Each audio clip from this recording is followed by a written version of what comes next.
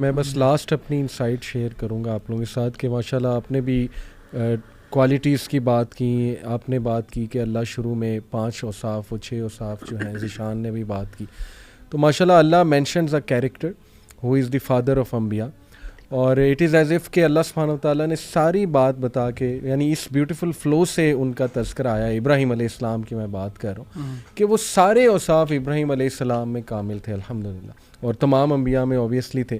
تو یہ جو آیت ہے دس از ورس 124 پارہ 1 کی, یہ میں پڑھ کے آپ کو سناتا ہوں. وَإِذِ ابْتَلَىٰ إِبْرَاهِيمَ رَبُّهُ بِكَلِمَاتٍ فَأَتَمَّهُنَّ, and mention of Muhammad when Ibrahim was tried by his Lord with commands and he fulfilled them. اور اس کے نتیجے میں قَالَ إِنِّي جَاعِلُكَ لِلنَّاسِ إِمَامًا, and Allah said indeed I will make you a leader for the people. تو اس میں بہت موٹیویشن ہے ہر اس انسان کے لیے جو مشکلات سے گزر رہا ہے یا who is being tested by اللہ سبحانہ وتعالیٰ, کہ some of the greatest people were tested by اللہ سبحانہ وتعالیٰ. And the reason for those test was کہ اللہ سبحانہ وتعالیٰ wanted to give them leadership. دیکھیں مغیرہ, آپ نے ایک بار بات کی تھی کہ لیڈرشپ کمز وتھ سیکریفائسز, اور آئی تھنک کہ جتنی سیکریفائز ابراہیم علیہ السلام کی لائف میں نظر آتی ہے نا, تو وہ really tells us everything. بالکل, اللہ کے تعریف کرتے ہیں کہ ہم نے اسے اس میں کامل پایا کہ اس نے فلفل کیا الحمدللہ. تو یہ آیا آئی تھنک کہ اس میں ابراہیم علیہ السلام کا آگے سے جواب کیا ہے, وَمِن ذُرِّيَّتِي, یعنی اللہ تعالیٰ نے بشارت دی کہ ہم تمہیں لوگوں کے لیے امام بنائیں گے.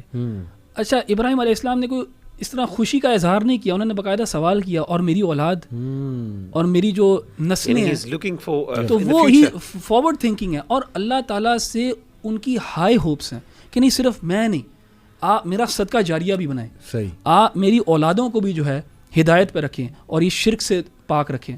اور آپ دیکھیں پھر اللہ تعالیٰ نے کیسے نوازا ابراہیم علیہ السلام کو, کہ آج جتنے 3 لارجسٹ ریلیجنز جو ہیں وہ اپنے آپ کو ابراہیمک فیتھس کہتے ہیں, اینڈ اس کے بعد پھر فادر آف پروفٹس ہیں ابراہیم علیہ السلام جو ہے. اور دیکھیں انہوں نے اس چیز کا نا خیال رکھا کہ میرے بعد والی جو میری اولادیں ہیں, میری جو نسل ہے, اس کا کیا بنے گا. تو ہمیں بھی اپنے لیے بھی دعا کرنی چاہیے, لیکن فارورڈ تھنکنگ ہونی چاہیے.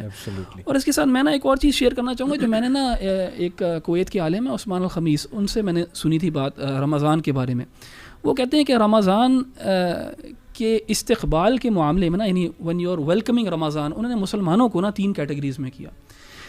ایک کچھ لوگوں کے بارے میں وہ بات کرتے ہیں کہ جو رمضان کے آنے کے انتظار میں ہوتے ہیں اور تیاری کرتے ہیں, باقاعدہ تیاری کرتے ہیں اور خوش ہوتے ہیں, وہ انہوں نے پلانز بنائے ہوتے ہیں اپنے, انہوں نے اپنے گولز سیٹ کیے ہوتے ہیں کہ یار رمضان آنے والا ہے, میں یہ میرے گولز ہیں, یہ میرے پلانز ہیں, they are looking forward to it, یہ میں نے اللہ سبحانہ وتعالیٰ سے مانگنا ہے, یہ میں نے دعائیں کرنی ہیں, بہت خوش ہوتے ہیں, they are looking forward to it. اور اگر ہم اپنے اسلاف کے بارے میں پڑھیں تو وہ 6 مہینے پہلے جو ہے تیاری کرنا شروع کر دیتے تھے رمضان کے لیے. بالکل, اور وہ اللہ تعالیٰ سے دعا کیا کرتے تھے, روزے رکھنا شروع کر دیا کرتے تھے. تو ایک یہ کیٹیگری ہے جو لک فارورڈ کرتے ہیں, جو محنت کرتے ہیں, جو ایسپائر کرتے ہیں کہ یار ہم نے رمضان میں جو ہے نا اپنے گولز اچیو کرنے ہیں.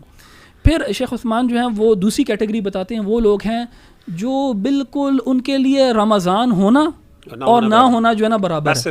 ہاں برابر, بالکل کوئی نہ ان کو نہ ان کی کوئی پلاننگ ہوتی ہے, نہ ان کو کوئی زیادہ خوشی ہوتی ہے, بس وہ روزہ بھی شاید اسی لیے رکھ رہے ہوتے ہیں کہ یار اچھا سب رکھ رہے ہیں, چلو ٹھیک ہے روزے رکھ رہے ہیں. جیسے وہ ایک جوک بھی ہے نا کہ رمضان بھی کچھ نہ بگاڑ سکا. ہاں, اور یہ ایک انفارچونیٹ کیٹیگری ہے, کیونکہ اگر ہم رمضان کے بارے میں پڑھیں گے کہ اس میں کیا کیا اپرچونٹیز ہیں انسان کے پاس اپنے گناہ بخشوانے کی, کیسی کیسی راتیں ہیں اس مہینے کے اندر. جی اپنے آپ کو ڈیولپ کرنے, بالکل اپنے آپ کو ڈیولپ کرنے کے لیے, ریسیٹ کرنے کے لیے, اللہ تعالیٰ کے ساتھ جوڑنے کے لیے, اپنے آپ کو گناہ اپنے بخشوانے کے لیے. تو یہ ایٹیٹیوڈ رکھنا کہ بالکل برابر ہو معاملہ, تو یہ بہت یعنی ایمان کا بہت ہی, اگر تو ہم کہیں بھی کہ ایمان ہے بھی تو بہت ہی کم لیول ہے. اچھا, تیسری کیٹیگری جو کی ہے نا وہ ذرا خوفناک کیٹیگری ہے, اور وہ ان لوگوں کی کیٹیگری ہے جن کو ایک قسم کی جو ہے نا ایورژن ہوتی ہے رمضان کے آنے سے. ان کے اندر جو ہے نا ہوتا ہے کہ یار کیا ہے یار ہمیں روزہ رکھنا پڑے گا, یا باہر میں کسی کے سامنے کھا نہیں سکتا. میں نے خود اپنے کانوں سے ایسے لوگوں کو یہ ایسی باتیں کرتے سنا ہے کہ ان کو ہوتا ہے یار انہوں نے روزہ رکھا ہوتا ہے, ہم کیوں نہیں کھا سکتے. بس ان کو ہوتا ہے, ان کو تکلیف ہوتی ہے کہ ریسٹوراں بند ہو جاتے ہیں.